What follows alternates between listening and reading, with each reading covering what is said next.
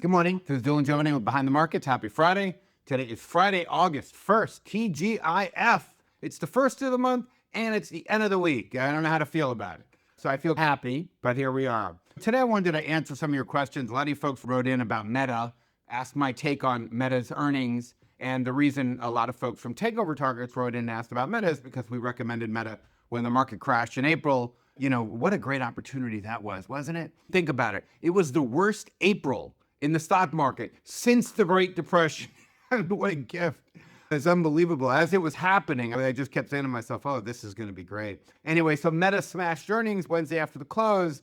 And we recommended Meta when the market crashed at, 486 in Takeover Targets. And it broke to a new high yesterday of 770. It's up about 60% from our recommended price. But as I said to members of Takeover Targets, and as I say to anybody who will listen to a cranky old person like me, the easiest way to make money in the stock market is to buy good companies. The easiest way you will ever make money in the stock market is to buy good, great companies when the market crashes. And Meta is proof, exhibit A of this. Seriously, 3 months ago, it was the worst April, the world's coming to an end, Trump's going to destroy the world. And here we are 3 months later, having recommended it at 486 and it's now at 770. And just in the interest of full disclosure, Meta is my largest personal holding.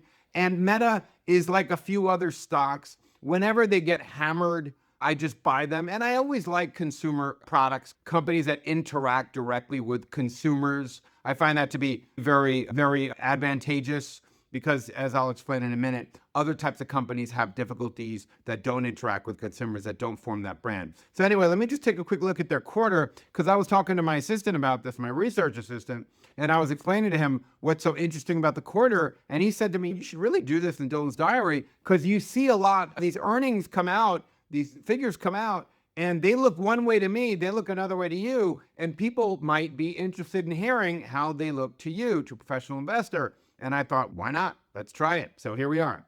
So anyway, Meta, 47.5 billion in Q2 sales, up 22%, very, very good. Net income, 18.3 billion, 38.5% of their sales they bring to their bottom line. And you remember this in your business classes and in your own life, in your own business, you're running your own business. You always want to focus on the most profitable things you can do. If you have a business and you have 3 things that you do, get rid of the thing that has the least profit and double down on the thing that has the most profit. That's how you make real money in life. Now, I want to point out that Meta's had spent $17 billion on capital expenditures. Now, when we're talking about the Magnificent Seven, CapEx basically has become almost a synonym for AI. So what Meta's telegraphing to you is that they've spent $17 billion on CapEx, and that means NVIDIA chips, data centers, electricity, all this infrastructure, and hiring people. They've certainly been hiring people a lot. So that really tells you that they are, wow, what an amazing business. They can spend $17 billion on investing in their business and still earn 8.5% to the bottom line. It's just astonishing. I was going through their report yesterday, and they say over 3.5 billion people used one of their applications last quarter. Isn't that astonishing? Every day, a daily average of 3.5 billion people. The numbers are outrageous. Just shows you the awesome power of that business. Now, Meta has a market cap of under $2 trillion, and I think it's going to join the 2.5. It's 1.76, well, 1.8. I think it's going to join that 2 trillion, 2.5, between $2 to $3 trillion club very soon. Also, Microsoft reported good earnings too. 76 billion in sales, net income of 27.2 billion. Again, a high margin, 35.7% margin, which is amazing. Again, bringing over 35%, like Meta, to the bottom line. It's unbelievable. So it's interesting. Meta is now 2/3 the size of Microsoft. Really unbelievable. And Microsoft said that they're going to spend $27 billion for the quarter. So now, one of the things that my assistant and I were talking about is he said Microsoft has a market cap of $4 trillion, basically. Meta has a market cap of $2 trillion, basically. Why is Meta's basically similar profit and 2/3 the size. Why doesn't Meta have a market cap that is 2/3 the size of Microsoft? And I said, that's a great question. There's a couple of reasons. Number one, Meta doesn't have, it probably is going to go higher, especially in a bull market. People get crazy. It's probably going to go higher and it'll close that gap a little bit. But remember, Meta doesn't have the same power Microsoft does. Microsoft is embedded into the infrastructure of things.